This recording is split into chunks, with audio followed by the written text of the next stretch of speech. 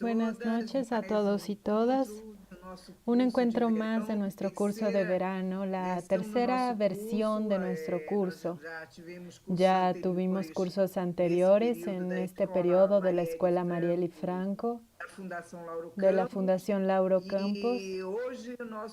Y hoy nuestro encuentro es con el profesor Marcelo Díaz Carcañolo, que va a ser presentado y coordinado aquí por Flavio Miranda, nuestra pareja de hoy, Berna Menezes y Flavio Miranda. Queremos agradecer una vez más a todos ustedes de la escuela y en particular la Fundación agradece a los profesores por esta actividad militante. Aquí no es, son todos colaboradores de este curso. Aquí es una actividad voluntaria y militante. Entonces, nosotros estamos viviendo días bastante difíciles con la conjunción de crisis sanitaria, crisis económica, ambiental y de una dificultad, crisis política. Estamos viviendo los sucesos y la clase de hoy, el encuentro de hoy es, digamos, está más actual que nunca. Hoy hice propaganda de Carcañolo del tema de hoy. Yo dije, quien quiere entender al mundo, venga a ver esta clase. Entonces, este es un esfuerzo para construir una escuela de cuadros de militantes del PSOL, la Escuela Marielle Franco.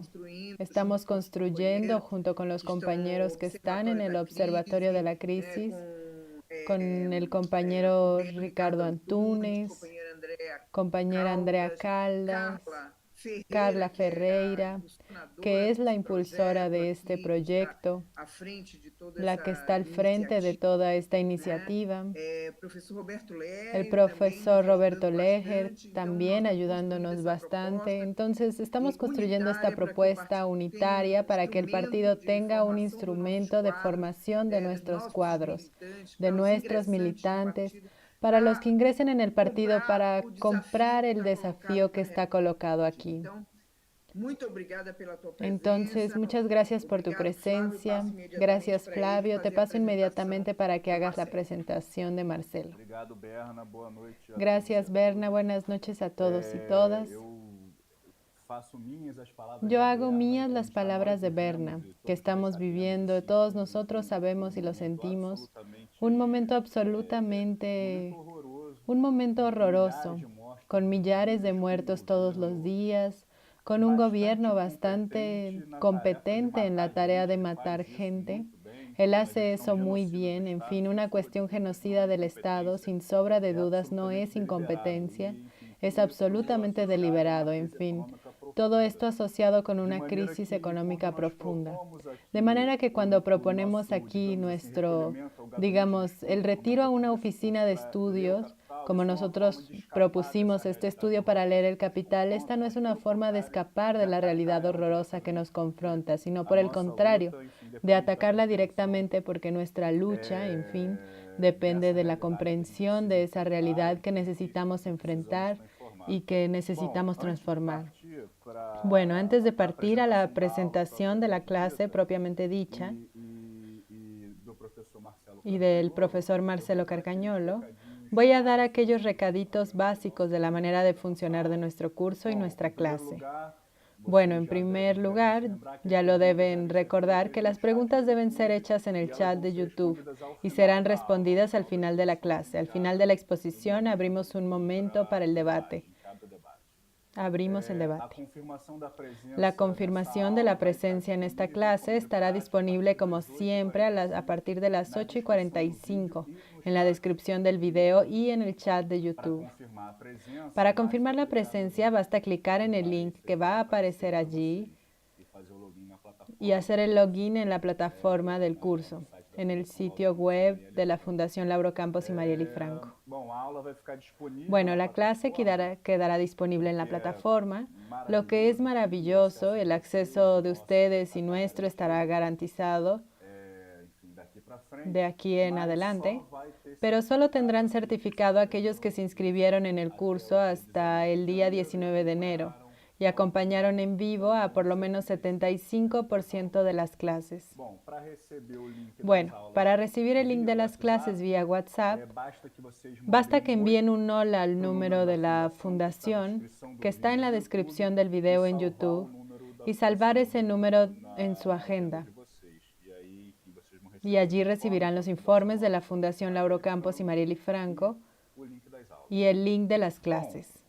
Bueno, en la clase pasada, ustedes recuerdan, empezamos a estudiar especies de capital que están hacia más allá de la producción del plusvalor, que se apropian del plusvalor y que no producen directamente.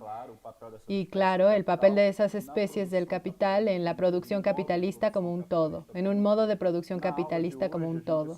En la clase de hoy seguimos con el profesor Marcelo Carcañolo en la argumentación de Marx entrando, y esta clase ocupará, esta sección ocupará 2 clases, esta y la próxima también con el profesor Marcelo Carcañolo, entrando en la sección 5 del libro 3 del Capital, escisión de la ganancia en interés y ganancia empresarial, el capital que devenga interés. Bueno, para esta clase contamos con un gran especialista en la obra de Marx, el profesor Marcelo Díaz Carcañolo. Tiene licenciatura en Ciencias Económicas por la Universidad de San Paulo, maestría en Economía por la Universidad Federal Fluminense y doctorado en Economía por la Universidad Federal de Río de Janeiro. Actualmente, Marcelo Carcañolo es profesor titular de la Facultad de Economía de la Universidad Federal Fluminense y es miembro del Núcleo Interdisciplinar de Estudios e Investigaciones en Marx y Marxismo, NIEP-Marx de la UFI. El profesor Marcelo fue presidente de la Sociedad Brasileña de Economía Política entre 2016 y 2018 y presidente de la Sociedad Latinoamericana de Economía Política y Pensamiento Crítico, CEPLA, entre 2014 y 2016. El profesor Marcelo Carcañolo tiene experiencia en el área de economía, con énfasis en economía política, economía marxista y desarrollo económico, actuando principalmente en los siguientes temas: teoría del valor, teoría marxista, capitalismo, neoliberalismo, desarrollo y América Latina. Le agradezco mucho al profesor Marcelo Díaz Carcañolo por la participación y paso la palabra al profesor para que le demos inicio a nuestra clase.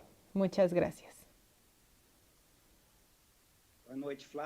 Buenas noches, Flavio. Buenas noches, Berna. Gracias por la presentación. Buenas noches a todos los que están escuchando. Buenas noches a Kim y a Yuri que están en el backstage. Agradezco mucho la invitación para participar. La invitación que la Fundación Lauro Campos, Marielle Franco para participar de esta escuela de verano, que en realidad ya invadió nuestro otoño. Y para quien está como yo en Niterói, Flavio creo que está allí en Río, en Leme, debe estar. Nuestro otoño, por lo menos al inicio, no es muy diferente que el verano. Y yo agradezco la invitación, pero en fin, el hecho de estar aquí me obliga en el calor que estoy a prender el ventilador. Espero que no moleste con el sonido aquí y se pueda tratar aquello que nos proponemos tratar. Agradezco, no es una mera formalidad. Yo creo que es una actividad extremadamente relevante, mucho más que ofrecer un conjunto acabado de ideas sobre lo que esta obra, El Capital, de Marx se trata, como el propio nombre del curso lo dice, de una introducción a la obra, de instigar una mayor profundización posterior al respecto de estas temáticas. Nosotros tenemos aquí la tarea de tratar en 2 clases, hoy y en el próximo martes, la sección 5 del libro 3 del Capital, que es una sección históricamente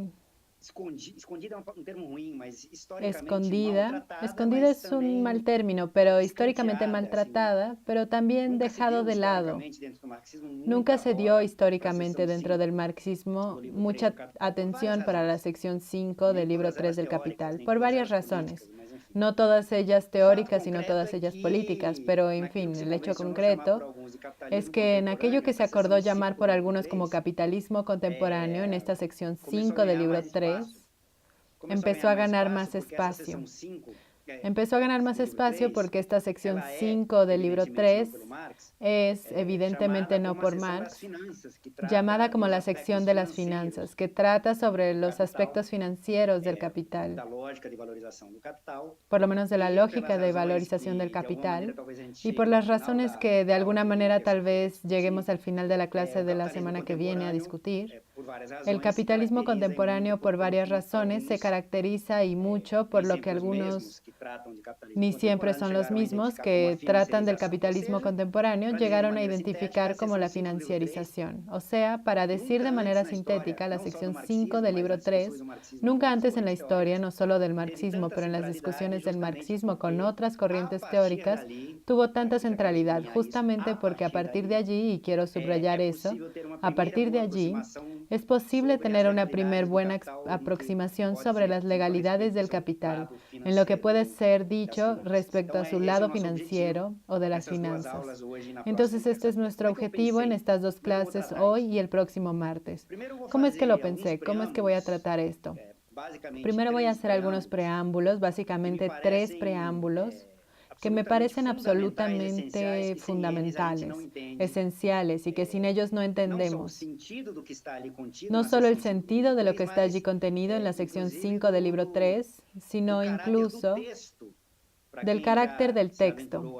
Para aquellos que ya se aventuraron a leerlo, ya más o menos saben de lo que estoy hablando, que encontramos allí.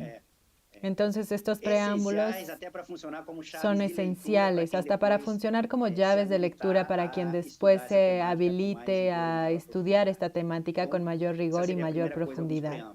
Entonces, esta sería la primera cosa con los preámbulos.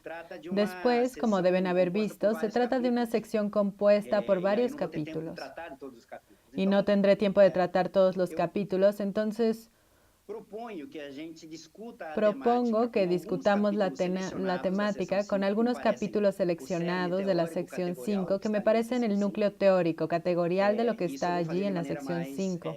Y eso lo haré de manera más rigurosa, digámoslo así, en un desdoblamiento categorial como Marx lo hace, entrepuesto por varios ejemplos. Marx estudió varias legislaciones bancarias, reforma bancaria de 1844, en fin. La lectura no es tan suave como la presentación que haré en este segundo punto. El tercer punto, y entonces este tercer punto será más rápido, ciertamente no hoy, de hecho yo creo que no terminaré el segundo punto hoy, o sea, una exposición de algunos capítulos seleccionados por mí, les voy a decir cuáles son, que me parecen que sintetizan un poco de lo que Marx está queriendo decir allí en aquella sección 5. No vamos a acabar hoy y va a quedar un poco para la clase que viene, pero la tercera cosa que quiero tratar con ustedes, y eso va a ser más reducido en términos temporales, voy a tardar menos tiempo con eso, es señalarles lo que está contenido, temáticas, qué es lo que él trata en los capítulos que no traté en la segunda parte, o sea, aquellos capítulos que no escogí como núcleo, como central, que está allí en la sección 5 del libro 3. Después de estos capítulos no tratados, diré lo que está contenido en aquellos capítulos para quien tenga interés de profundizar en el asunto.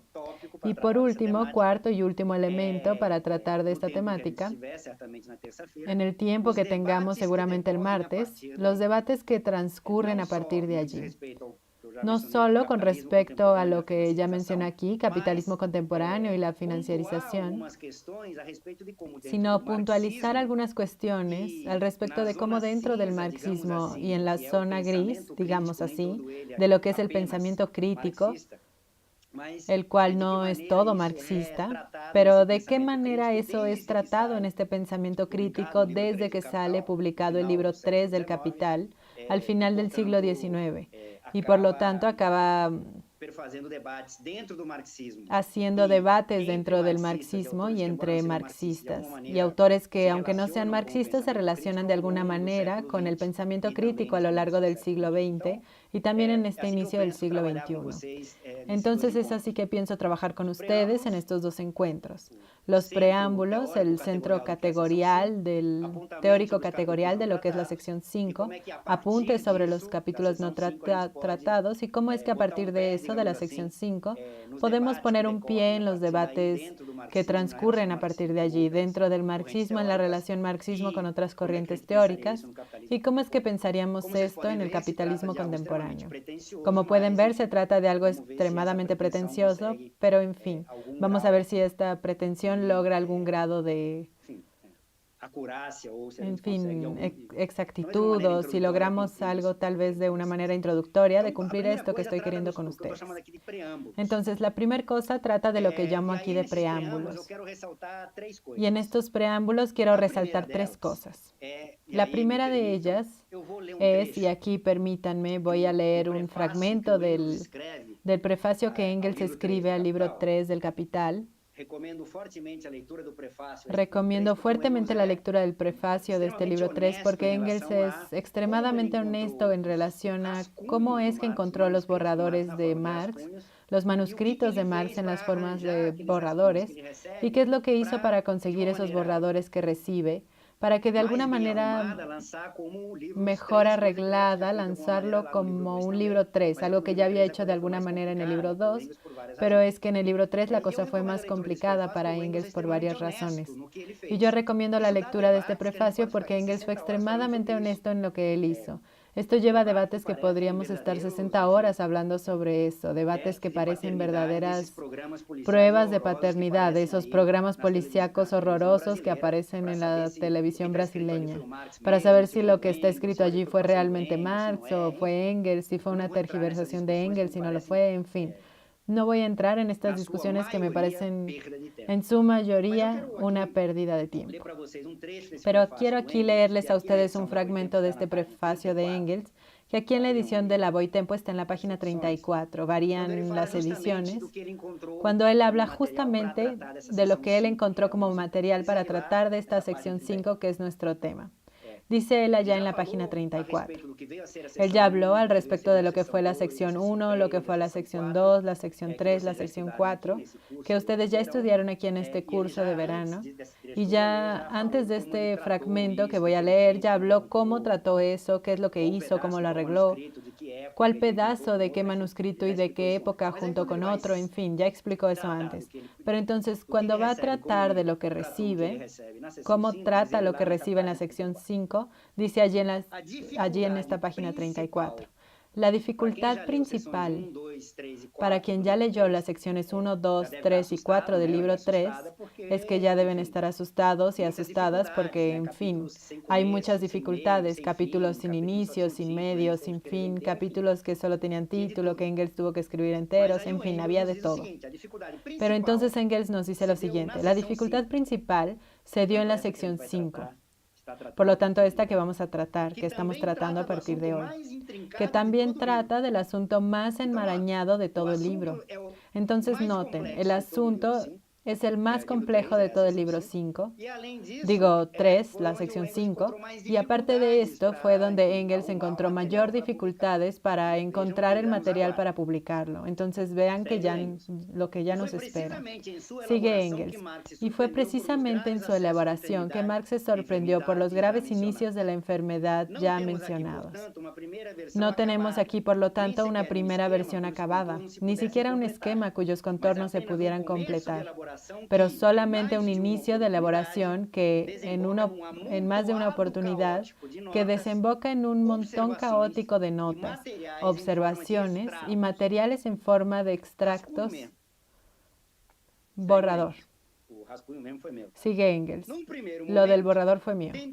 En un primer momento, intenté arreglar esta sección, o sea, Engels diciendo que intentó darle una arreglada, tal como lo había logrado, de cierta forma, con la sección 1. Ustedes ya estudiaron la sección 1, llenando las lagunas y elaborando apenas los fragmentos indicados, de manera, al menos, que ofreciera de forma aproximada todo aquello que el autor tuviera la intención de expresar. Intenté hacer esto por lo menos 3 veces, pero fracasé en todas ellas. Y en el tiempo perdido con estos intentos, está una de las principales causas de esta tardanza. Y entonces Engels allí está justificando el hecho de que el libro 3 tardará tanto tiempo para salir después del lanzamiento del libro 2. Sigue Engels. Por fin comprendí que ese no era el camino correcto. No me restó otro, disculpen, me brinqué un pedazo aquí. Para esto tendría que recorrer toda la enorme literatura existente en este terreno. Entiéndase, el terreno de las finanzas. Y al final acabaría produciendo algo que no sería el libro de Marx. No me restó otro recurso en cierto sentido, más que cortarlo por lo sano, limitándome a ordenar lo máximo posible el material existente y agregar apenas los elementos más imprescindibles. Así, en la primavera de 1893, primavera en el hemisferio norte, concluí la tarea principal consagrada a esta sección. ¿Por qué es que yo quise leer este pedazo del prefacio antes? Porque él nos está avisando que encontró un material tan mal acabado, pero tan mal acabado, que intentó darle alguna forma a ese material 3 veces y no logró 3 veces. Y decidió publicarlo de la manera que estaba, arreglando una cosa por aquí y una cosa por allá. Aparte de esto, él nos informa que una de las dificultades que tuvo es que entre los escritos de Marx, los manuscritos que él escribe sobre esta temática, y el momento en que Engels estaba arreglando esta temática en sí ya se había desarrollado, o sea, el capitalismo en la realidad concreta, ya había desarrollado ese carácter financiero mucho más de lo que Marx había investigado en lo real y concreto, en los informes bancarios, etcétera, etcétera. Tanto que Engels se había vuelto casi loco porque no tenía cómo incluir aquel desarrollo todo post-escritos de Marx, más que modificando completamente el texto de Marx y transformando ese texto ya no en un texto de Marx, sino en un texto de Engels. Entonces, esta es una de las razones que él nos muestra para decir que desiste de hacer esto y publica de la manera que estaba para que el texto fuera autoral, o sea, de Marx. Entonces, imagínense, este es mi objetivo al leer el texto del prefacio, las personas hoy en día intentando entender el capitalismo contemporáneo en su carácter financierizado, con una referencia a partir de Marx, sin que hayan leído, o en la mejor de las hipótesis, con una lectura razonable del libro 1, sin ninguna paciencia, y los entiendo, para leer el libro 2, y sin ninguna paciencia, y yo lo entiendo, para leer las secciones 1, 2, 3 y 4 del libro 3, yéndose directo a la sección 5 del libro 3, para intentar rescatar de allí de manera separada de las otras lo que sería el aspecto financiero de la teoría de Marx sobre el capitalismo.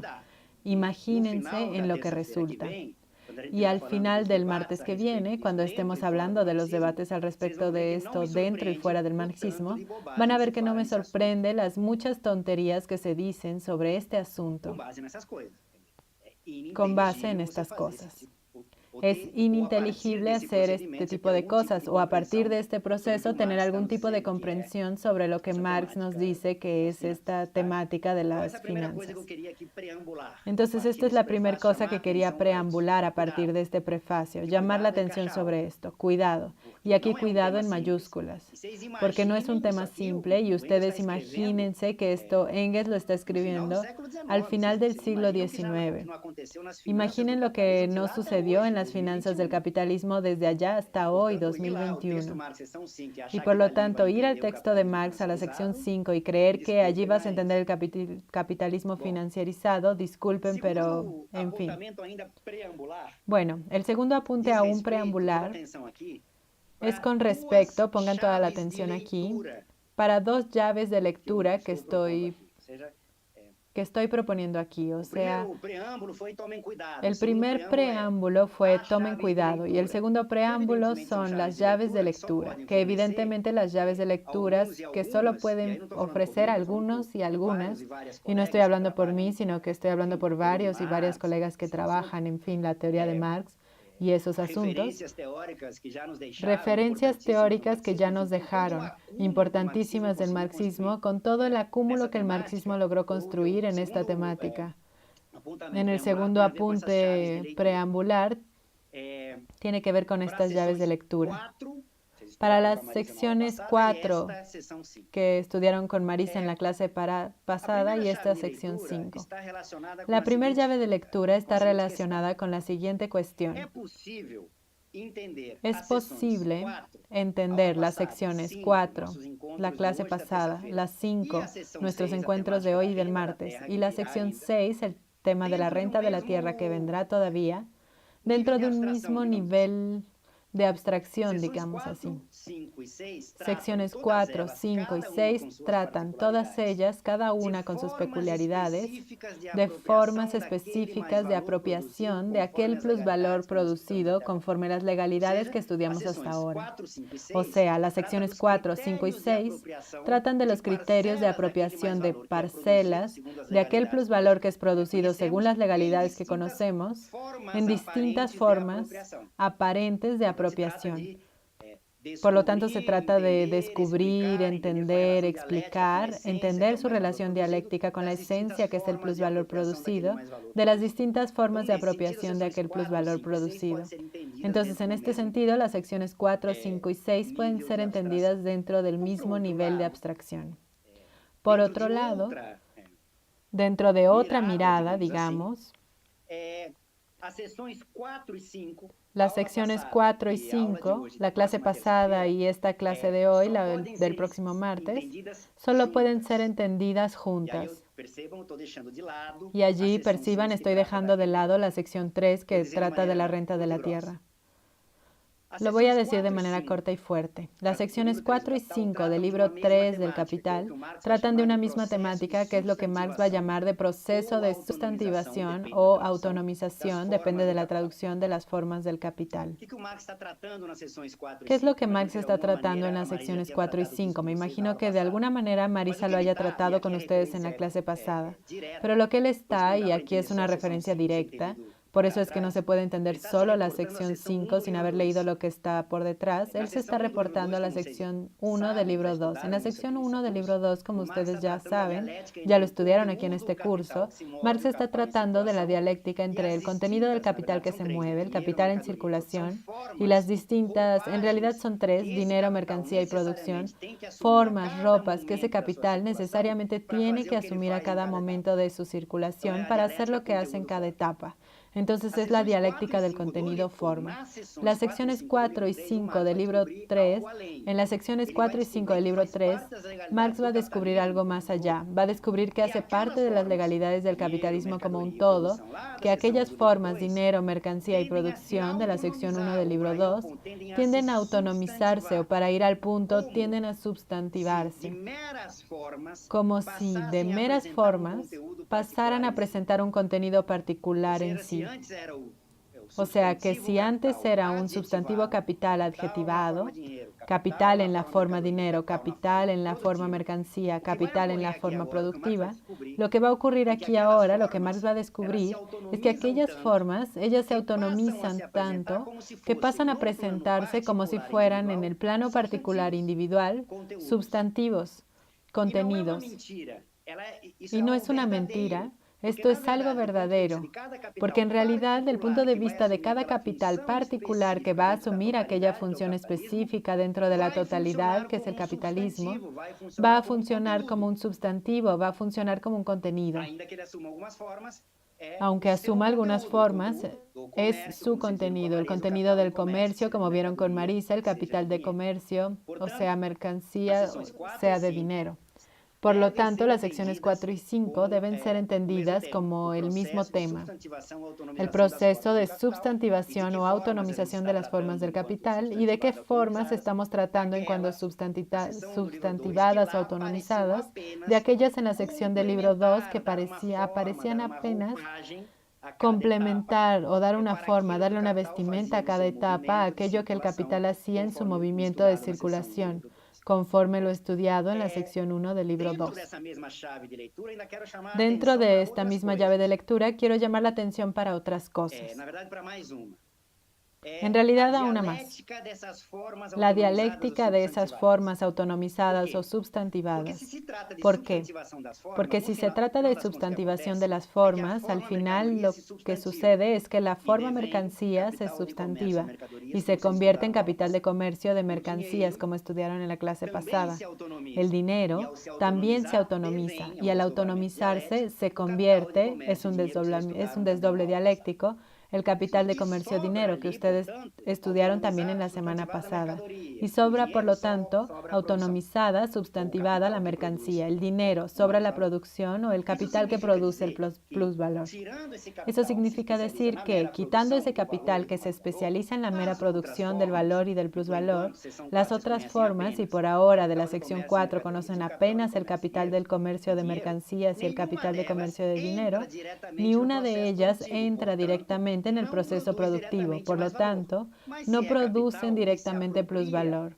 Pero si es capital y se apropia de una fracción del plusvalor producido por el capital que produce en la forma de ganancia comercial, como vieron en la clase pasada, sea el capital de comercio de mercancías o sea el capital de comercio de dinero, esos capitales autonomizados que no participan directamente del proceso de producción del valor, participan del proceso de apropiación, de distribución del plusvalor que fue producido.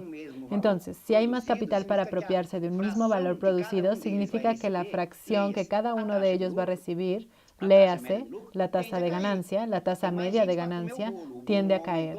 Hay más gente para comerse el pastel no aumentó, sigue del mismo tamaño, y si distribuimos el pastel entre quienes están sentados en la mesa, cada uno va a comer una fracción menor, y la fracción es la tasa de ganancia media. Esto acostumbra a ser usado, Marx no usa el término, como siendo el carácter, esto es lo que más o menos todo el mundo percibe, el carácter funcional, disfuncional, porque el capitalismo necesita que esas formas se sustantiven y se autonomicen, solo que eso lleva a la profundización de la tendencia de la tasa de ganancia, como ustedes lo estudiaron en la sección 3 de este libro 3. Solo que lo que las personas a veces descuidan cuando simplemente no ven es que es una dialéctica. No existe solamente disfuncionalidad, hay funcionalidad. Y entonces, esta es la llave de lectura, identificar esta dialéctica. La disfuncionalidad ya la parafraseé de manera sintética, pero la funcionalidad exige la comprensión de la sección 2 del libro 2, solo que nadie lo lee. La rotación del capital.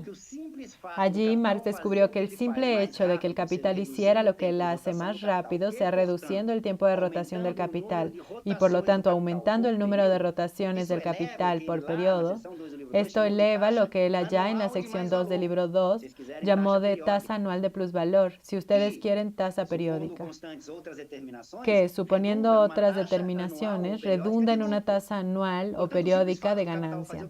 Por lo tanto, el simple hecho de que el capital haga lo que hace más rápido tiende a elevar la tasa anual o periódica de ganancia. Pues sí, es justamente el papel que las formas autonomizadas o substantivadas del capital cumplen en el capitalismo. Aceleran el tiempo de rotación del capital y al acelerar el tiempo de rotación del capital contribuyen mediatamente, de forma mediada, porque no producen plusvalor, para que el capital que produzca plusvalor, al tener su rotación también acelerada, aumente la producción del plusvalor. Entonces, esta es la dialéctica. Por un lado es disfuncional, por el otro es funcional. La realidad concreta de esta dialéctica funcionalidad-disfuncionalidad de las formas autonomizadas del capital generalmente se expresa en los ciclos. En el momento de crecimiento del proceso de acumulación del capital tiende a prevalecer la funcionalidad, es una tendencia. Cada momento es un momento coyuntural. En los momentos en que explota la crisis, tiende a haber prevalecido la disfuncionalidad, pero si ustedes quieren, de entrada, después. ¿Todo bien? Bueno, la segunda llave de lectura es algo curioso, lo que también pocas personas perciben. Es que si estas secciones 4 y 5 tratan del proceso de autonomización y substantivación de las formas, trayendo la forma dinero, producción, mercancía hacia el centro del análisis como si fueran y porque son, para cada capital particular, su sentido, su contenido, su razón de ser, lo curioso, digamos así, es que conforme vamos viendo el desdoblamiento dialéctico dentro de este proceso, como vamos a rescatarlo de la clase pasada y nos vamos a profundizar hoy, el capital particular o la fórmula general de circulación del capital particular que hace aquello que estamos tratando, progresivamente, o sea, con saltos dialécticos, va escondiendo formas.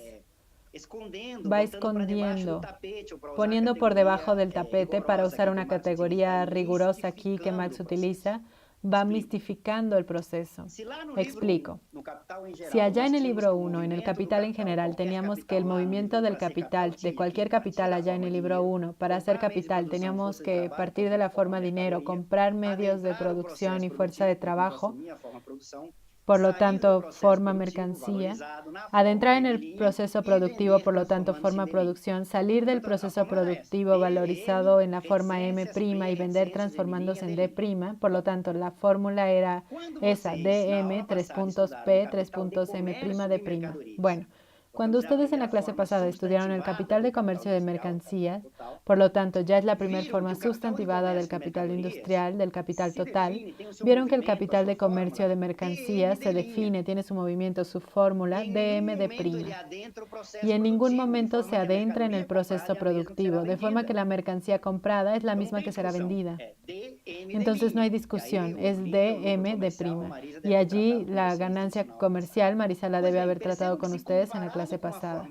Pues bien, perciban que si es comparado con la forma general del capital del libro 1, la forma P, el proceso productivo, salió de escena. El capital comercial cotidianamente en T+1, T+2, en T+3, si el capitalista comercial, si ustedes quieren, se inserta socialmente, cotidianamente, haciendo DM', sin entrar en el proceso productivo. Y por hacer lo que él hace, DM', tiene el derecho, Marisa les explicó esto a ustedes en la clase pasada, lo imagino. Es molesto esto de guiar una clase que ya fue dada, pero en fin, después me entenderé con ella. La culpa es mía, no es de ella. Él va a obtener una ganancia, por lo tanto, se va a apropiar de una ganancia comercial sin en ningún momento particularmente él se haya adentrado en el proceso productivo. Es claro que ustedes saben que algún otro capital tiene que haber producido plusvalor para que el capital comercial se apropie de la ganancia comercial. Pero mi punto aquí es que del punto de vista particular de la individualidad de este capital, es posible, perciban, es posible desde el plano de la particularidad que el capital se apropie de ganancia sin haber producido plusvalor. Eso comparece aquí justamente en el hecho de que la forma producción está escondida, mistificada. ¿Qué es lo que está siendo mistificado aquí? Lo que está siendo mistificado es que el capitalismo, para apropiarse de algo en la forma de ganancia, necesita haber producido ese algo en la forma esencial de plusvalor.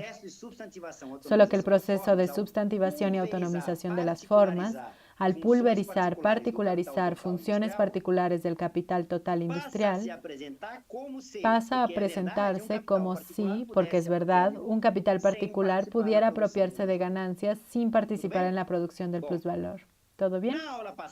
Bueno, en la clase pasada, cuando Marisa habló del capital de comercio de dinero, ese proceso de mistificación se profundizó. ¿Por qué? ¿Cuál es el negocio del capital del comercio de dinero? Que entra dinero y sale dinero.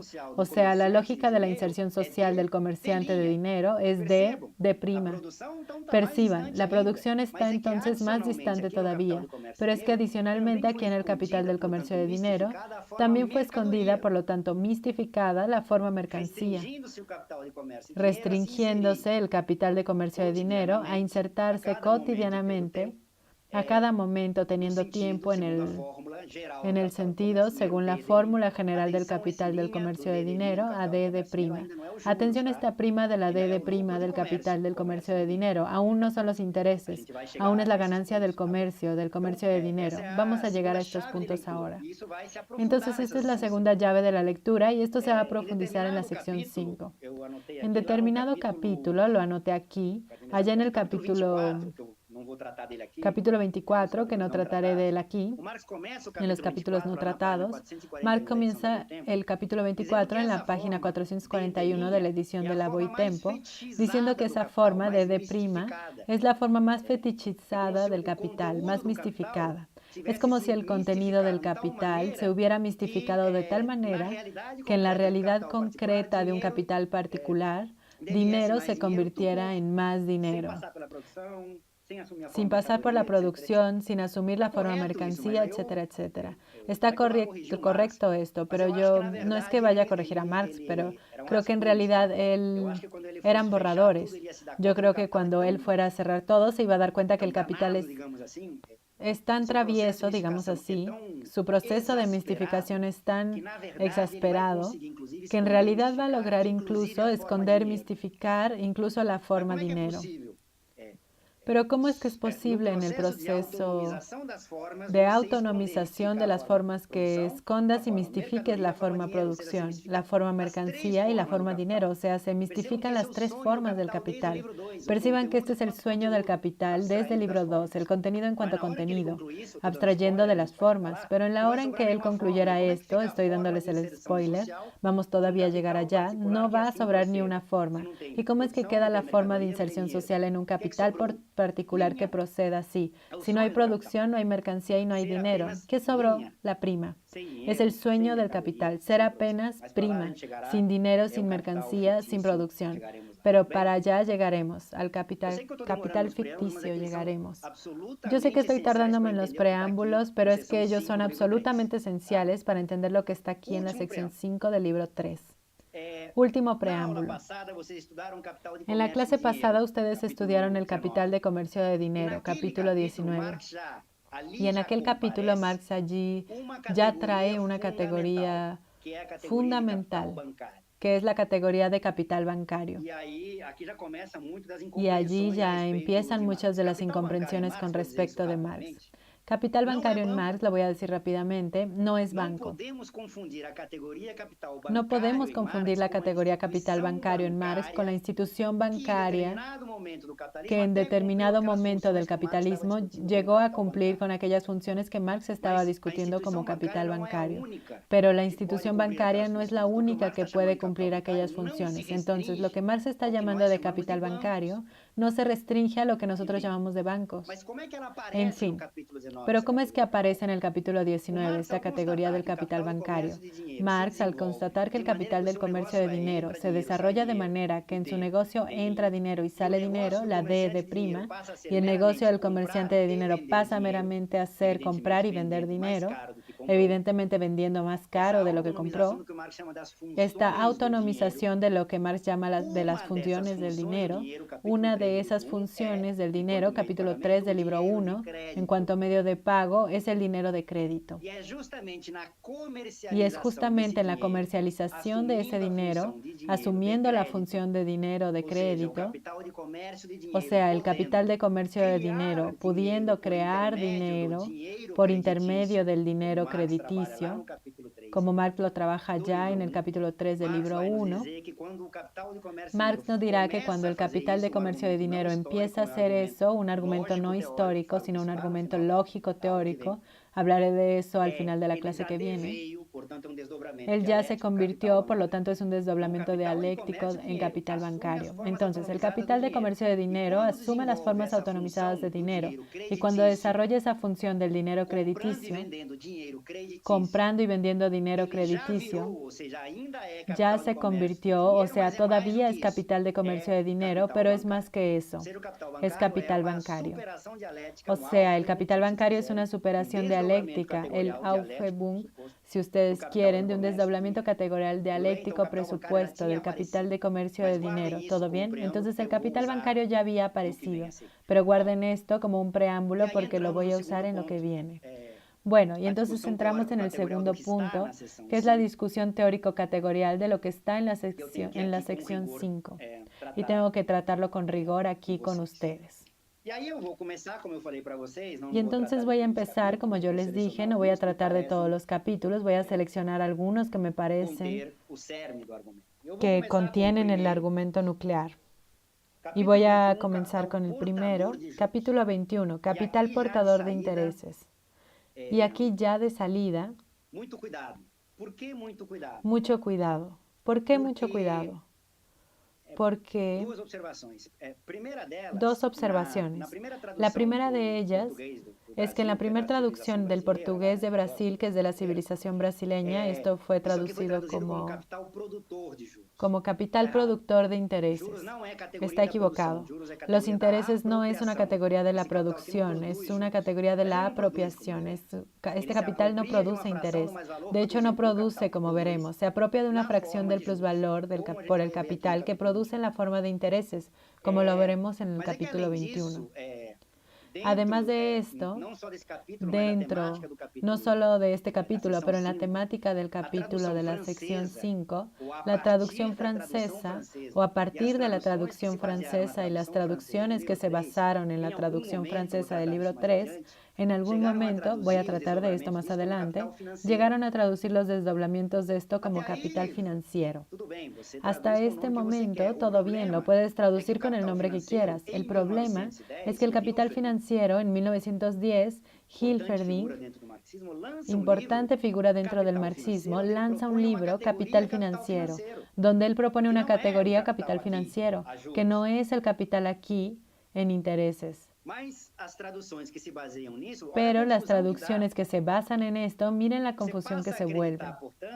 Pasas a creer, por lo tanto, que esto que está aquí en Marx nunca usó el término en alemán Finance Capital, pero las traducciones que partieron de esto, quien las lee va a creer que el capital financiero aquí de la sección 5 es el capital financiero de Hilferding, que es el capital financiero de Lenin. En fin, miren la confusión que se da. Allá al final de la clase que viene rescatamos esas confusiones. No en vano, esa confusión genera pesadillas hasta hoy en varios de los intérpretes franceses, marxistas y no marxistas. Pero quería llamar solamente la atención. Capital no puede ser solamente capital portador de intereses. En alemán es más fácil porque en alemán dicen que la mejor lengua para filosofar es alemán porque puedes construir palabras. No sé nada de alemán, ¿está bien? Sé algunas cosas que algunos colegas alemanes me contaron. Entonces no lo sabré ni pronunciar, pero la palabra en alemán es justamente la palabra capital y agregas al final de capital la terminación intereses.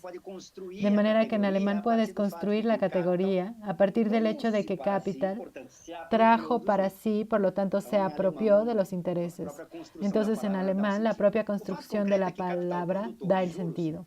El hecho concreto es que el capital productor de intereses no hace el menor sentido y está equivocado. Solo quería llamar la atención para esto. Bueno, pero ¿de qué trata el capítulo 21? En el capítulo 21 del libro 3, Marx nos va a presentar la tercera mercancía especial del capitalismo. Ya nos había presentado dos en el libro 1. Y las mercancías especiales son especiales no porque, recuerden, mercancía, libro 1, unidad contradictoria, dialéctica entre valor y valor de uso, son dos categorías, en fin. El carácter especial de las mercancías no se define por su valor. El carácter especial de las mercancías se define por su valor de uso y no el valor de uso como resultado del trabajo concreto de un oficio específico de producir aquella mercancía. No. Aquella categoría transhistórica que no está nada más en el capitalismo. No. Es un valor de uso social o formal, por lo tanto de determinación social.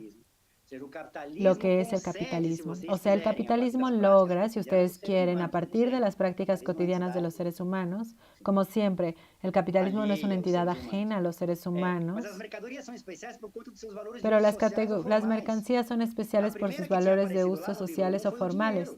La primera que había aparecido en el libro 1 fue el dinero. El dinero es una mercancía especial porque era una mercancía que cumplía las funciones del dinero, por lo tanto, siendo dinero. Era una categoría especial porque tenía un valor de uso social formal y solo ella lo tenía. Por eso era especial, la capacidad de representar el valor de todas las otras. La segunda mercancía especial era la fuerza de trabajo, porque la fuerza de trabajo tenía como valor de uso el trabajo, por lo tanto la sustancia es el fundamento del valor, ni una otra tenía esa capacidad. Pues sí, en el capítulo 21 Marx nos va a presentar la tercera mercancía especial. ¿Y qué mercancía es esa? Aquí estén atentos al juego de palabras.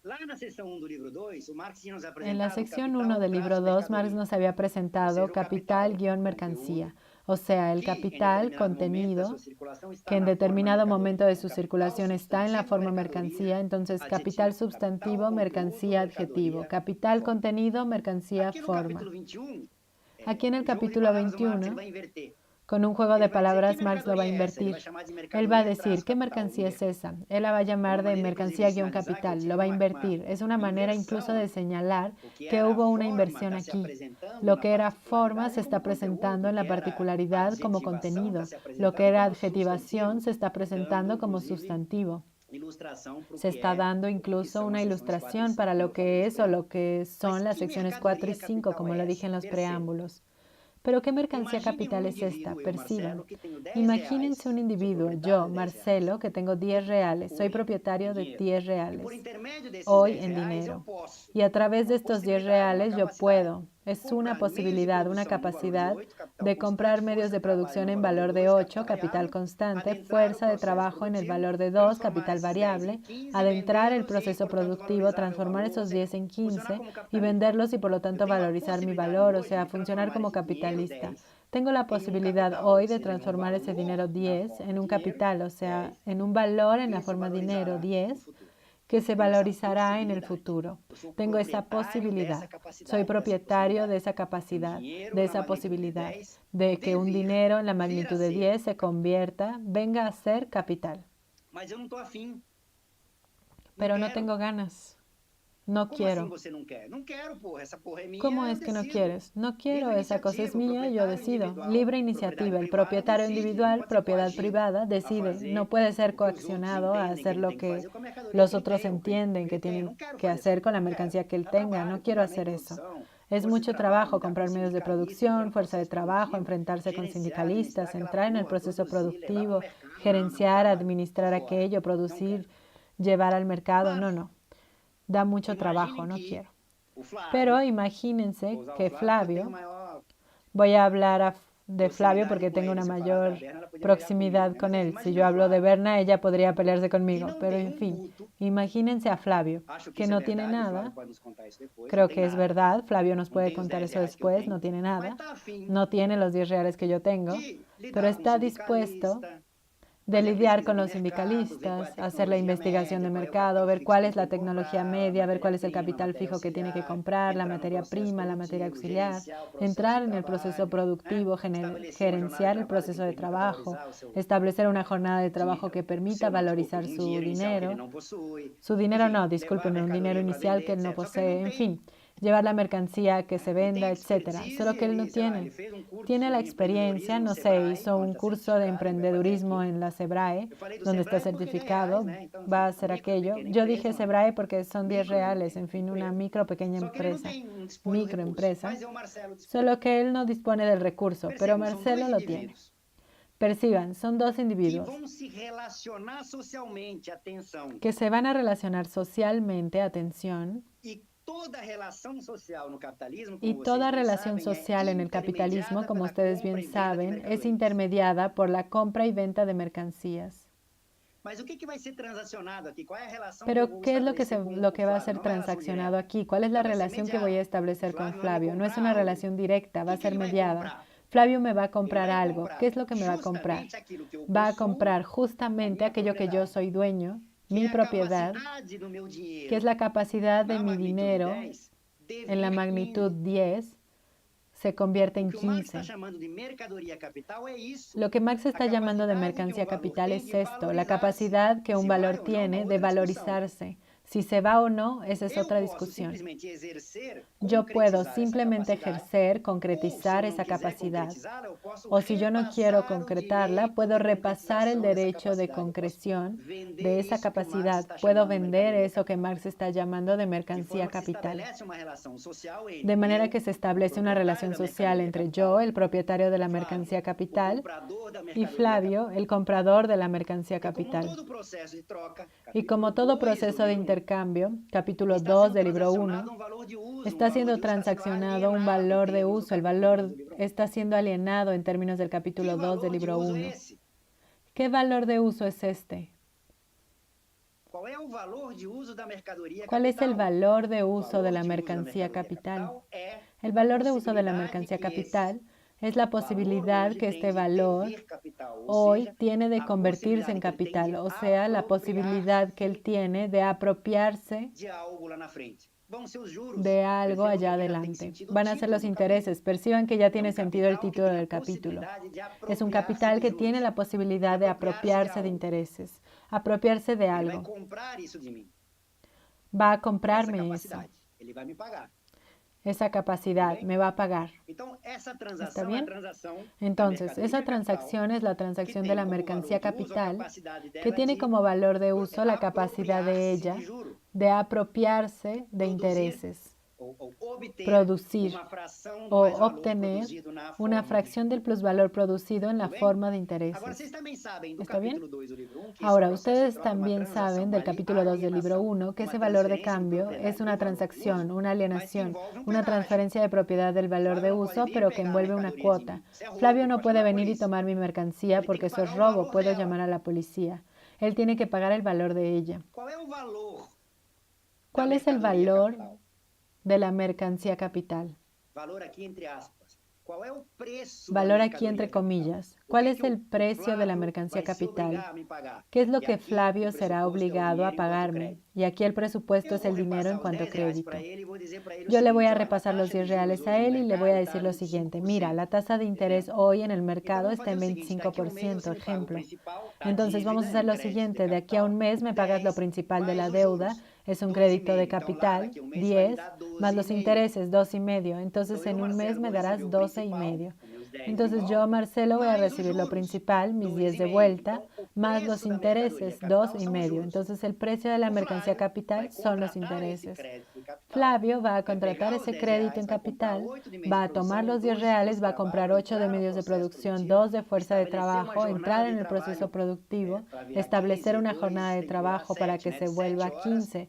De 2 tiene que volverse 7, de 7 horas, para que haya una valorización de la mercancía, un valor bruto de la producción de la mercancía M' de 15. Si tienes suerte, venderla por 15. Con esos 15 me va a pagar los 12,5 y aún le va a sobrar uno a él. 2,5. Pues sí, ya voy a ganar tiempo aquí. Esos 2,5 que Flavio se va a embolsar va a ser lo que Marx en el capítulo 23 va a llamar de ganancia o lucro empresarial. Allí depende de la traducción. Ganancia empresarial es en la Abril Cultural, creo que de la Civilización también. La Boy Tempo lo tradujo como lucro del empresario, pero es que Marx cambia ese nombre también, él mismo en el alemán, en el original varias veces, pero llegaremos a eso. Entonces perciban, el capítulo 21 trata de esa tercera mercancía especial y ella es especial porque tiene un valor de uso especial, la capacidad de proveer como expectativa para su propietario intereses. ¿Quién es el propietario de la mercancía capital? Yo, Marcelo. ¿Quién es el demandante de la mercancía capital? Flavio. Existen varios propietarios de mercancía capital. Esos propietarios de la mercancía capital son capitalistas propietarios. ¿Está bien o no? Ofrecedores de la mercancía capital. Marx lo va a llamar de capital propiedad. Otros individuos existen en el mercado también, como Flavio, que demandan ese crédito de capital, que van a comprar la mercancía capital. Y al comprar la mercancía capital van a funcionar como capitalistas. Y es por esto que Marx los va a llamar de capitalistas en función. El capital función. ¿Está todo bien por ahora? Vamos a abrir las preguntas para después, pero quería dejarlo claro desde ahora. 2 observaciones, 3 observaciones importantes antes de que avancemos. Primera de ellas, perciban que se define el mercado. Hay ofertantes, los propietarios de la mercancía capital, y hay los demandantes, los que van a demandar esa mercancía capital. Los ofertantes son individuos como yo, Marcelo. Los demandantes son individuos como Flavio. Y como todo mercado, hay ofertantes y demandantes. Ustedes saben en un nivel de abstracción, Miriam Leighton Sardenberg, a definir su precio, ley de la oferta y la demanda. ¿Qué mercado es ese? El mercado de capitales, donde se compra y se vende la mercancía capital. ¿Qué precio es ese? La tasa de intereses. Cuidado, esto será importante en capítulos más adelante. O sea, si hay un exceso de oferta, la tasa de interés tiende a caer. Si hay un exceso de demanda, la tasa de interés tiende a subir. Eso Miriam Leighton y Sardenberg lo entenderían. Entonces se define el mercado de capitales donde se determinan los intereses ofertantes y demandantes. Pero mi observación principal es la siguiente. ¿Dónde está ese mercado? No es como una feria, no. Donde tienes una feria que vas a encontrar a los vendedores, todos los Marcelos que están vendiendo sus mercancías capitales y las personas que van a la feria a comprar. No existe eso, el mercado de capital no funciona así como una feria. ¿Cómo es que funciona ese mercado de capital? Hay una intermediación. O sea, va a aparecer aquí una intermediación entre los ofertantes de la mercancía capital y los demandantes de la mercancía capital.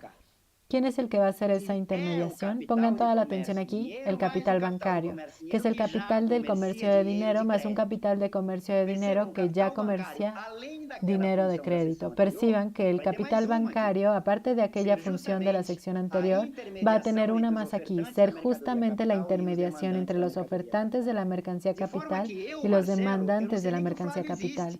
De manera que yo, Marcelo, ni sé que Flavio existe. Voy a tomar mi capital, lo voy a jugar en el sistema. Claro que no lo voy a jugar en vano, el sistema ya me ofrece una determinada tasa de interés.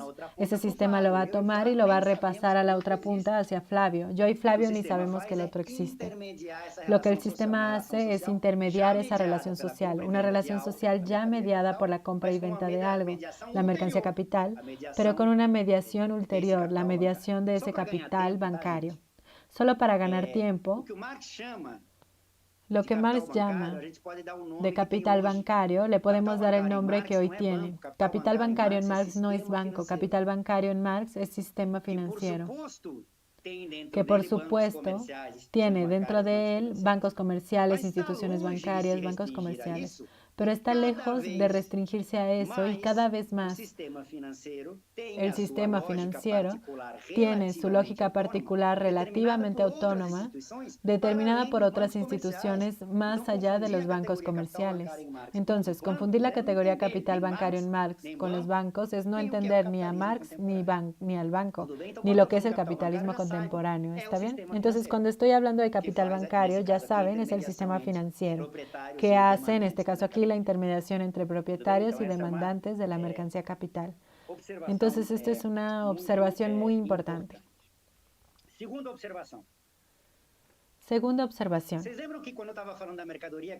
acuerdan que cuando estaba hablando de la mercancía capital, de eso que es comprado y vendido en el mercado de capitales, yo dije que se pagaba un valor y luego me corregí y dije, no, se paga un precio? O sea, la mercancía capital se define por su valor de uso.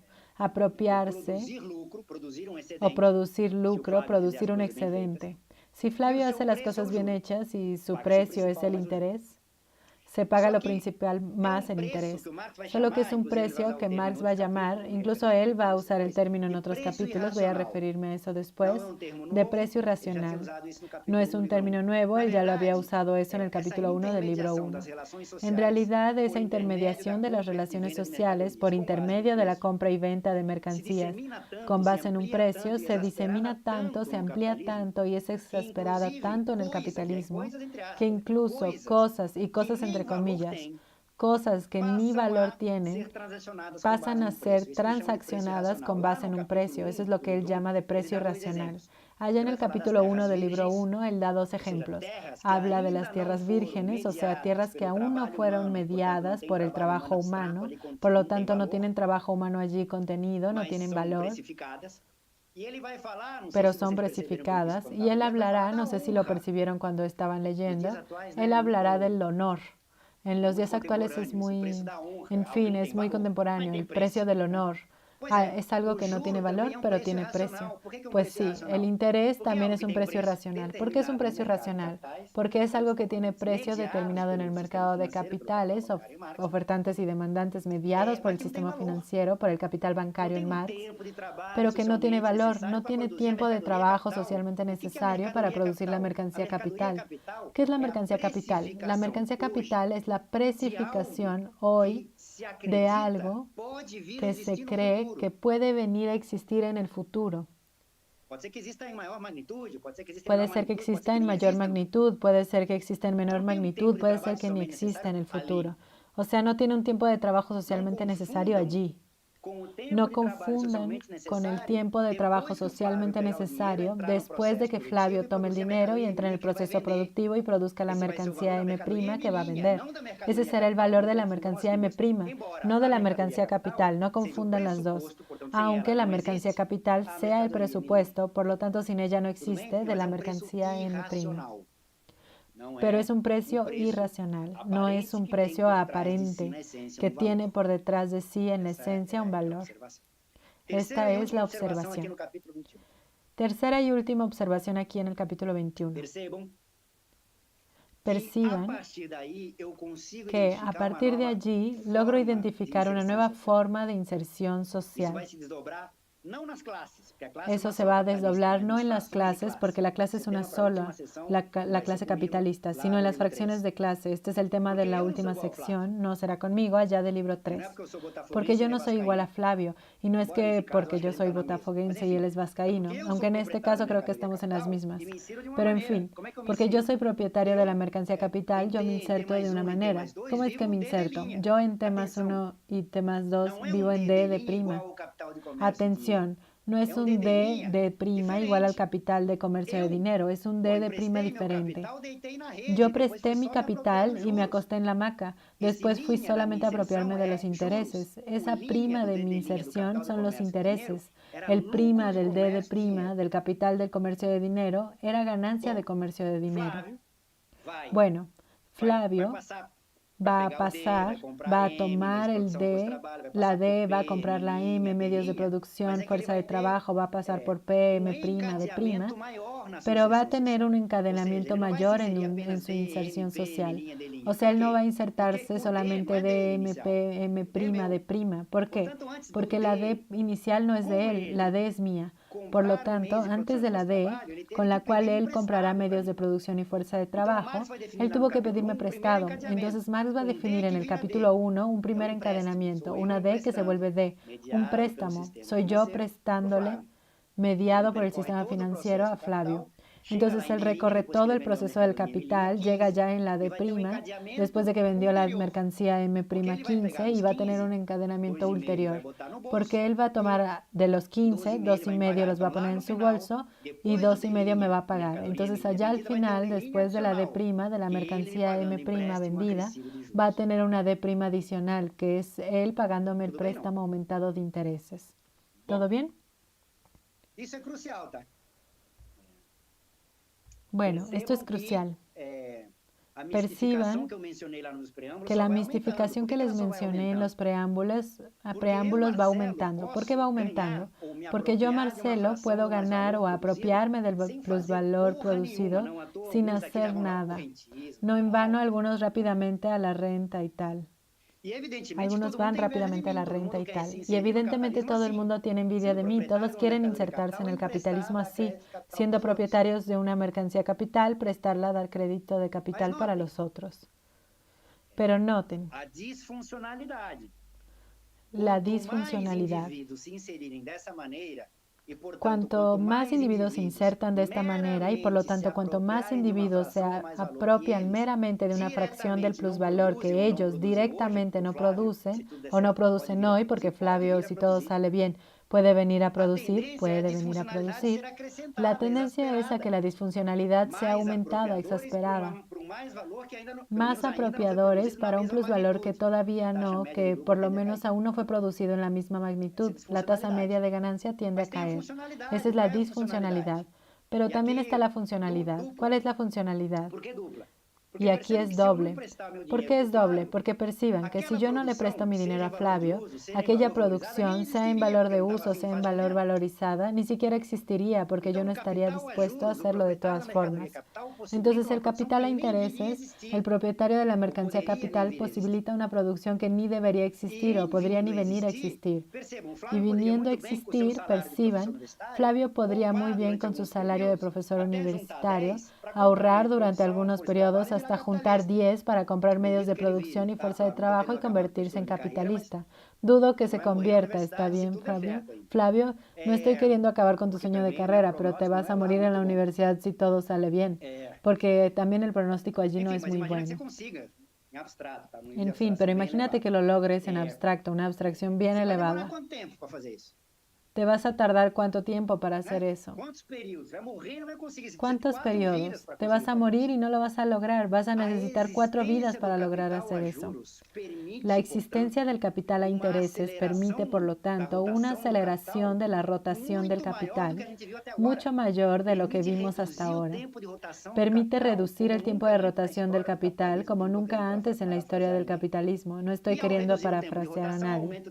Y al reducir el tiempo de rotación, aumenta el número de rotaciones por periodo, aumenta la tasa anual de plusvalor y va a aumentar la tasa anual periódica de ganancia. Por lo tanto, esta es la funcionalidad. Perciban, como lo dije en los preámbulos, esta es la forma dialéctica sustantivada o autonomizada del capital. Flavio, solo una cuestión logística. ¿Hasta qué horas puedo seguir aquí en mi presentación? Sé que quedamos antes, pero solo para tener una confirmación. Hasta las 8:30, 8:45, pero quédate tranquilo, Marcelo, para avanzar lo que quieras. Está bien.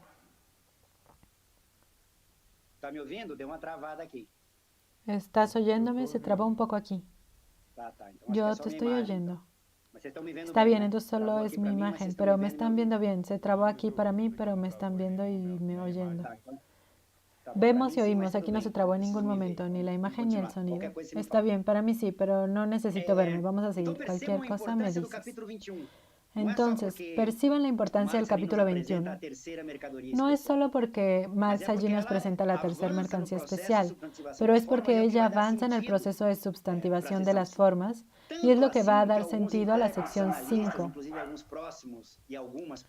Tanto que algunos intérpretes analistas, incluso algunos cercanos y algunas cercanas a nosotros, se restringen al capítulo 21, pensando que allí la cosa está dada. Es el capital a intereses el que define. No. Es necesario avanzar. Bueno, quiero llamar la atención también para el capítulo 22. Para quien tenga curiosidad, allá en el capítulo 22, en el título, va a percibir que es un título extraño. Flavio, ¿me estás oyendo todavía? Aquí no se trabó en ningún momento, pero si se traba yo te aviso. Está bien, es que me quedo con la duda, pero en fin, porque para mí se trabó la imagen, se congeló en realidad. En realidad fue mi celular, ya no logro hacer nada en él. Solo un segundo. Se trabó un poco la imagen, pero solo un segundo o dos. Volvió. Si ustedes van a ver el título del capítulo 22, allí en la traducción de La Boitempo, división de la ganancia, punto, tasa de interés, punto, nivel natural de la tasa de interés. Esto no es un título, es un temario.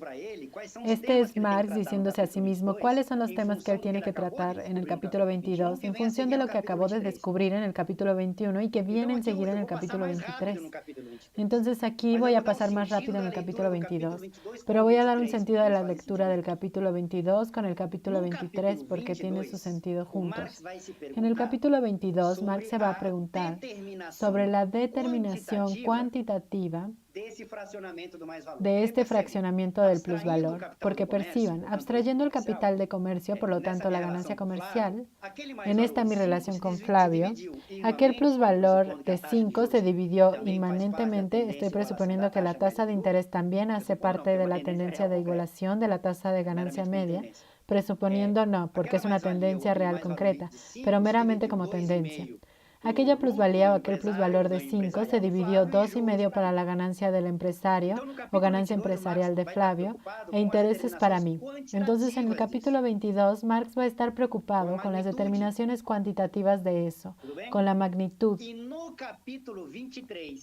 Y en el capítulo 23, que se llama Interés y ganancia empresarial en la traducción de Abril, aquí en la Boitempo es Interés y ganancia del empresario, aunque el título señale que él aún va a tratar de la dimensión cuantitativa en esta distinta apropiación del plusvalor, en realidad en el capítulo 23, Marx va a extraer lo que él concluyó en el capítulo 22, el desdoblamiento cualitativo. Entonces esta es la llave de lectura para estos dos capítulos, 22 y 23. El 22 es la dimensión cuantitativa y sus desdoblamientos, y si ustedes quieren, disculpen el lenguaje hegeliano, el capítulo 23 es el desdoblamiento necesario de esa dimensión cuantitativa en lo cualitativo. Bueno, ¿qué es lo que Marx va a tratar en el capítulo 22 en aquel temario que es un falso título? Primero lo obvio. ¿Qué es lo obvio? Que dependiendo, claro que cuando va para cuánto va para mí y cuánto va hacia Flavio depende de la coyuntura. Recuérdense que yo presupuse una tasa de interés del 25%. Definí el hecho de que yo le presté 10 y por lo tanto los intereses que él me va a pagar son de 2,5. Y por lo tanto todo se acaba restringiendo a la determinación de la tasa de interés. Esto es lo que Marx va a tratar aquí en el capítulo 22. Pero él parte de una obviedad. ¿Cuál es la obviedad? Si el interés es una repartición del plusvalor, para decirlo de otra forma, si el interés es una forma específica de apropiación del plusvalor que fue producido, es obvio, dice Marx, que el límite máximo del interés solo puede ser el plusvalor. Flavio no tiene cómo pagarme más que 5, o sea, una tasa de interés más allá del 50%, Flavio no tiene cómo pagarlo, a no ser que se endeude aún más, en fin. Entonces, hay un límite máximo para la determinación cuantitativa del interés, que es justamente el plusvalor. Pero eso va a cualquier forma específica. Diferentes formas de apropiación del plusvalor pueden, en el límite lógico, ser solamente la totalidad del plusvalor. ¿Por qué el límite lógico? Porque si eso sucede, significa que todas las otras formas de apropiación del plusvalor serían igual a cero. Y la tendencia a la igualación de las tasas de retorno hace que eso no sea real y concretamente determinado. Es apenas un límite lógico, pero él parte de esa obviedad, digamos así.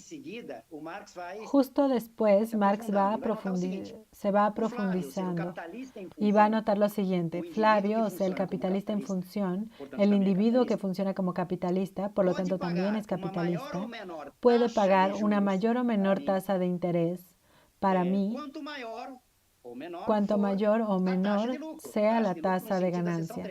Tasa de ganancia en el sentido de la sección 3, en términos de producción del plusvalor, sobre lo que es el capital para producir aquel plusvalor, o sea, la M sobre C más B, la tasa de ganancia media. La tasa de ganancia media, al revés de lo que muchos piensan, es una tasa de ganancia aún en el terreno de la producción. Marx allí está presuponiendo que todo el valor allí producido fue apropiado, por lo tanto él vuelve al nivel de abstracción a lo que fue producido. La tasa de interés es una categoría de la apropiación. Entonces la tasa de interés será tan grande cuanto mayor sea la tasa de ganancia y viceversa.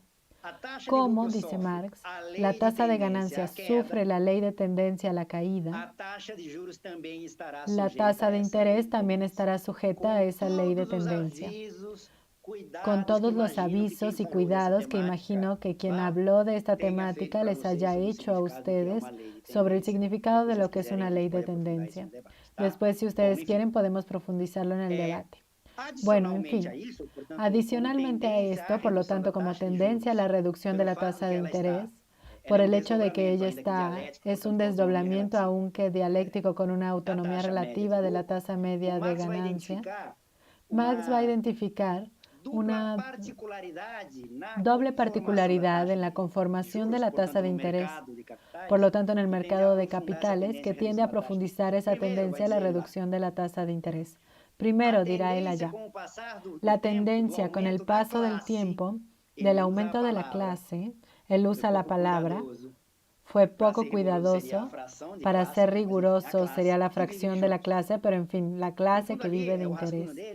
En el fondo allí el borrador de él es la tendencia al aumento del número de individuos que tienden a vivir de intereses. Él coloca esto como un tema para ser desarrollado. Nota a pie de página. Dentro del marxismo, y con alguna razón de ser, se extrae de aquí sin mayores, de hecho sin ninguna mediación, directo, sin que dé señal. Ahí están viendo, Marx está hablando de la clase de los rentistas. Marx nunca habló de esto. Pero en fin, yo cierro la nota a pie de página y vuelvo a esto al final de nuestra discusión del martes. Pero tengo que decir esto, la tendencia a la reducción de la tasa de interés se profundiza porque tiende a aumentar el número de individuos que por lo menos desean vivir así como yo, en la hamaca. Marx no dice en la maca. Segunda tendencia que en mi punto de vista es más importante y tiende a profundizar la tendencia a la tasa de ganancia. El desarrollo real y concreto, Marx está escribiendo esto en la segunda mitad, pero en el inicio de la segunda mitad del siglo XIX. Pero imagínense esto de allá hacia hoy.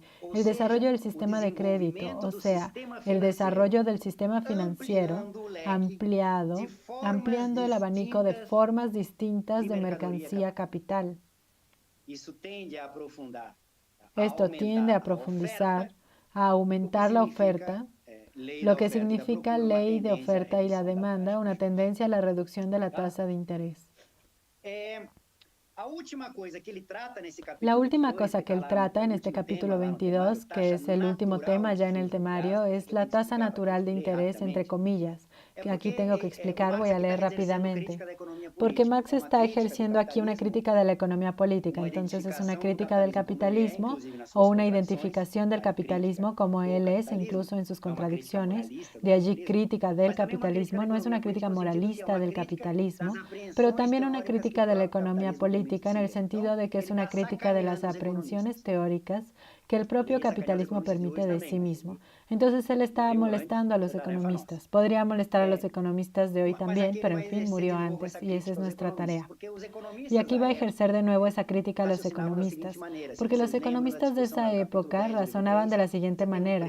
Si se acuerdan de la discusión del capítulo 10 del libro 3, tienes un precio de mercado que oscila aparentemente de forma caótica alrededor de un precio de producción. Es caos apenas en la apariencia, porque en la apariencia tienes un valor mediado por el precio de producción que regula e incluso determina esa oscilación de los precios de mercado. Bueno, en la economía política de esa época, razonaba así y creía, por lo tanto, que la tasa de interés de mercado oscilaba alrededor de algo correspondiente a ese precio de producción. Y llamaba ese precio de producción, Marx lo dice varias veces, dice, esta categoría que estoy tratando aquí, precio de producción, es el precio natural de Smith y de Ricardo. Pues entonces, si esto valiera para ese mercado, según estos economistas, el precio natural sería lo correspondiente en precio a lo que es el valor de la mercancía. Y por lo tanto, la tasa de mercado de intereses oscilaría alrededor, algunos van a defender que ella converge porque se trata de un precio de equilibrio, hacia una tasa natural de intereses, que sería el precio natural de interés que correspondería al valor. Marx se muere de reír de eso, se carcajea con eso, le da muchísima risa eso. ¿Por qué? Porque no existe una tasa natural de intereses. Los intereses son precio irracional, son precio completamente mistificado, que no tiene por detrás de sí un valor, por lo tanto no tiene un precio natural. No tiene en el lenguaje de Marx un precio de producción. Por lo tanto, la tasa de interés en el mercado oscila, pero no alrededor de una tasa natural de interés. Entonces, estos tipos están discutiendo lo que no es para que sea discutido. Él muere de la risa. Yo me acuerdo que leí eso en la licenciatura en la Biblioteca de San Paulo. Leyendo este capítulo moría de la risa. Las personas debieron pensar que era un loco, leyendo en el libro 3 del Capital y muriendo de risa. Pero sí, es de morirse de risa. En realidad me estaba riendo de ellos, de mis pares en la época que se volvieron todos economistas.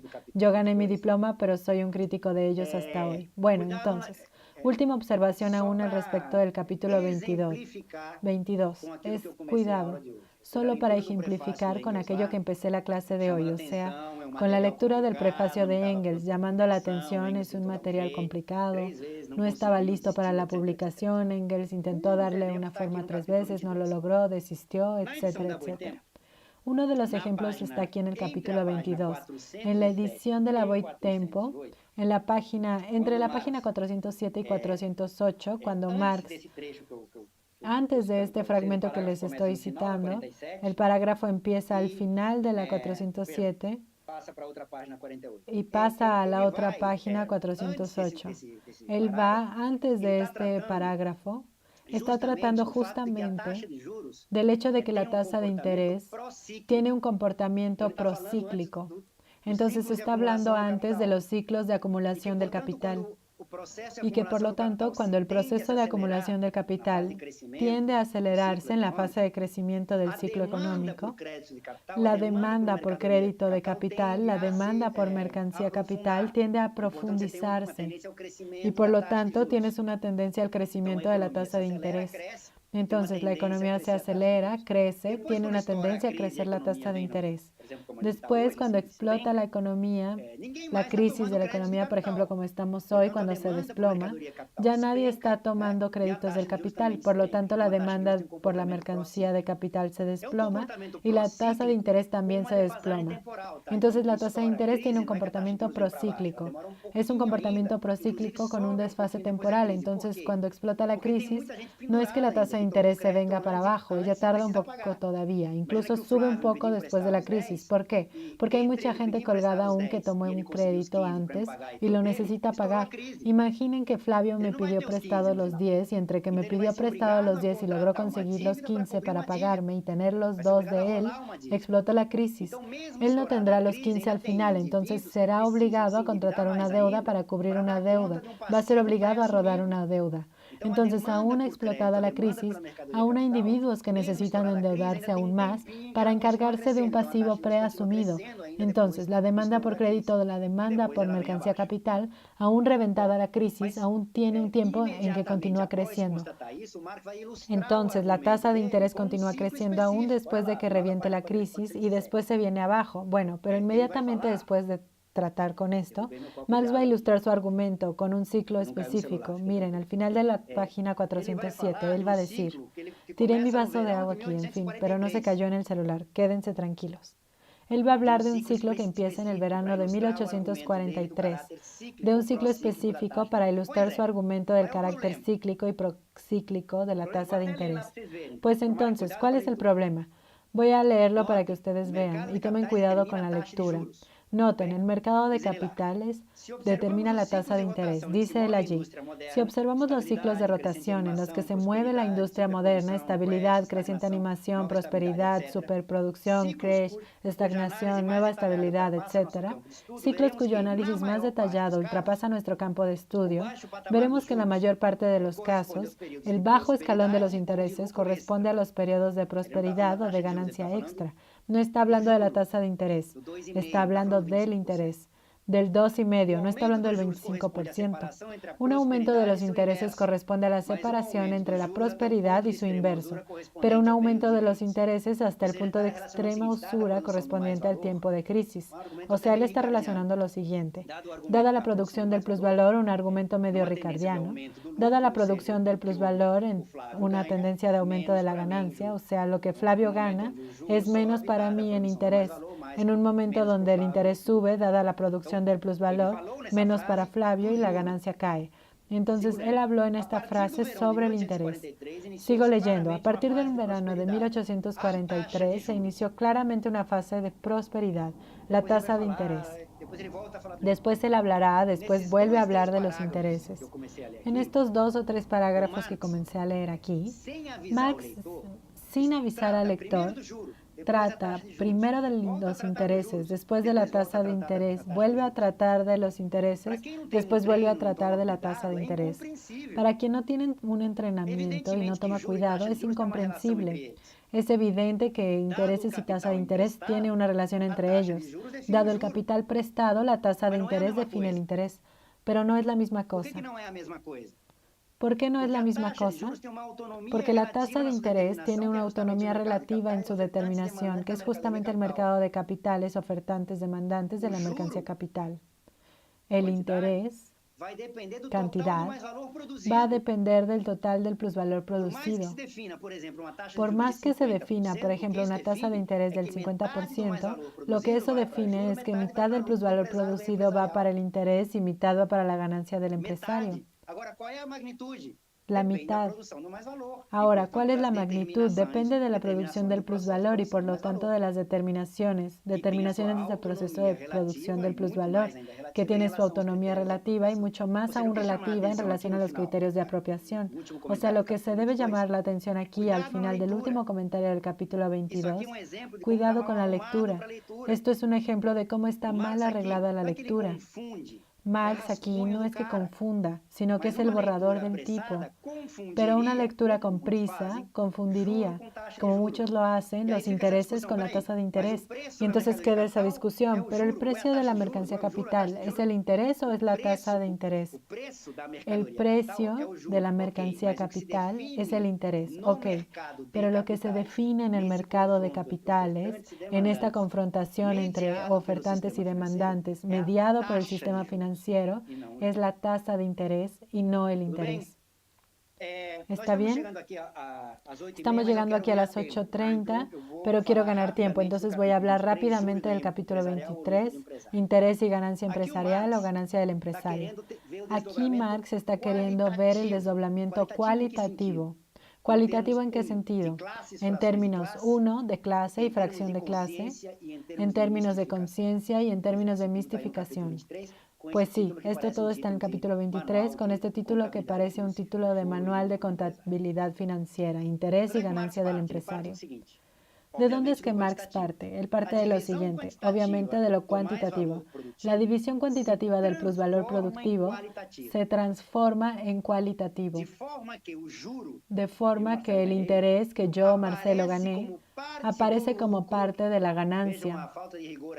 Vean la falta de rigor aquí de los textos, porque el interés aparece como parte del plusvalor producido, sería lo riguroso, que cabe a la propiedad del capital. Por otro lado, lo que Flavio ganó, el lucro empresarial o la ganancia empresarial, aparece como referente a las actividades de comando del capitalista en su función de capitalista. Al comprar medios de producción, fuerza de trabajo, entrar en el proceso productivo, gerenciar el proceso, o sea, el capitalista funcionante. Yo soy el capitalista propietario, Flavio es el capitalista funcionante. Entonces, perciban que una división cuantitativa se transforma en una división cualitativa. ¿Cuál es esa división cuantitativa? Yo, Marcelo, tengo una inserción social y Flavio tiene otra. Yo, mi forma de inserción del capitalista que se apropia de intereses, es un aumento en el fetiche del capital. Porque gano intereses por el simple hecho de ser propietario del capital. Así es, punto, parágrafo. Cambia la página, cierra el libro. La mera propiedad del capital le da derecho a su propietario de apropiarse del plusvalor producido en la forma de intereses. No necesitas hacer nada. Ese es un aumento en el fetiche del capital. El simple hecho del capital ser, disculpen el lenguaje hegeliano, ser hoy una masa de dinero que puede venir a ser, ya le permite en la presentificación de este que por ventura vendría a ser, ser. Disculpen el lenguaje hegeliano, pero estaba queriendo ganar tiempo. Esto tiene implicaciones. ¿Por qué tiene implicaciones? Porque ese desdoblamiento del capital en propiedad, propietario al recibir los intereses, aplicador o capitalista funcionante gana lucro o ganancia empresarial, hace con que miren hacia dónde esto va. Esta ganancia empresarial o el lucro del empresario aparezca, lo que Flavio ganó, como salario de superintendencia de gerenciamiento. Porque se presenta a él como independiente, porque es de la propiedad del capital. O sea, el capital no gana más ganancia, gana intereses. El capitalista funcionante se va a apropiar del lucro de la ganancia empresarial porque funcionará como capitalista, pero no es propietario del capital.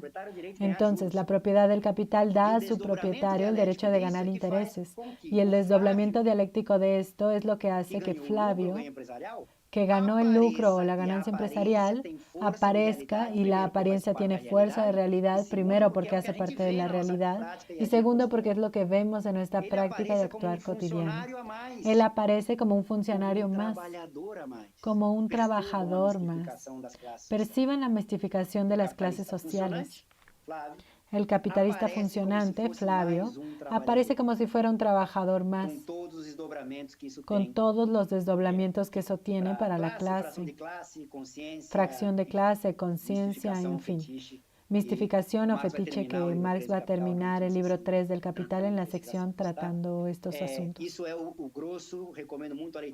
Esto es el grueso, recomiendo mucho la lectura del capítulo 23. Voy a parar aquí para que tengamos un debate aún hoy, pero quería desde ahora llamar la atención para lo siguiente. Lo que queda para el martes. Entonces, recuérdenme, Berna y Flavio, para que el martes empiece en el capítulo 25, que parece deben estar ansiosos y ansiosas. El capítulo 25, ¿cuál es su título? Primero ya me brinqué el 24, hablo del después. El capítulo 25 es el crédito y el capital ficticio. Ahora sabré qué es el capital ficticio. Pues sí, anticlímax. El capital ficticio no se presenta en el capítulo 25, no está allí. Estará en otro más allá que nosotros ya llegaremos. Pero el capítulo 25 es crucial. Solo recuérdenme de empezar con él en la clase que viene. ¿Está bien, Flavio? Disculpa haberme extendido. No, nada, no te extendiste ni un poco. Solo no puedes desmovilizar al grupo para la semana que viene. Tienes que decir el capital ficticio está allí. Pues sí, no, pero va a aparecer después de este capítulo, va a aparecer. Muchas gracias por la clase, Marcelo. La clase fue muy clara, como era de esperarse. Tenemos aquí en el chat varios cumplidos a la clase, a la didáctica, en fin. Bueno, antes de pasar a las preguntas, quería solo recordarles que no hacemos nada solitos. Estamos apareciendo en la pantalla, pero... Flavio, ¿me das solo 30 segundos en lo que estás hablando? Yo estoy escuchando, pero voy a tomar un trapo para limpiar el agua que tiré aquí y voy a reponer el vaso de agua, pero estoy escuchando. Entonces voy a aprovechar este breve acto en lo que Marcelo resuelve el agua que debe estar escurriendo por su mesa para agradecer, para decir que esta actividad, ni tampoco ni una de las anteriores, ni una de las que vendrán, podrían ser realizadas sin el apoyo de nuestros valiosos camaradas aquí, que tenemos con nosotros en vivo en los bastidores, Kim Lisboa y Ayuri, pero también sin André y Adriano Trinidad y sin Ricardo Pesecci, en fin, que forman los camaradas que están aquí presentes en los bastidores, nuestro equipo de trabajo aquí en el curso. Nada de esto sería posible. Entonces me gustaría registrar el agradecimiento a los camaradas, otros camaradas militantes de nuestro partido. En fin, vamos a esperar un poco más a Marcelo. Yo iba a aprovechar que Marcelo me tomó como ejemplo para hablar de préstamos y pedirle dinero prestado a él. Incluso estaba hasta pensando en eso antes de la clase. Pero en fin, vamos a tratar de eso en privado. Y ahora voy a pasar a las preguntas. ¿Puede ser?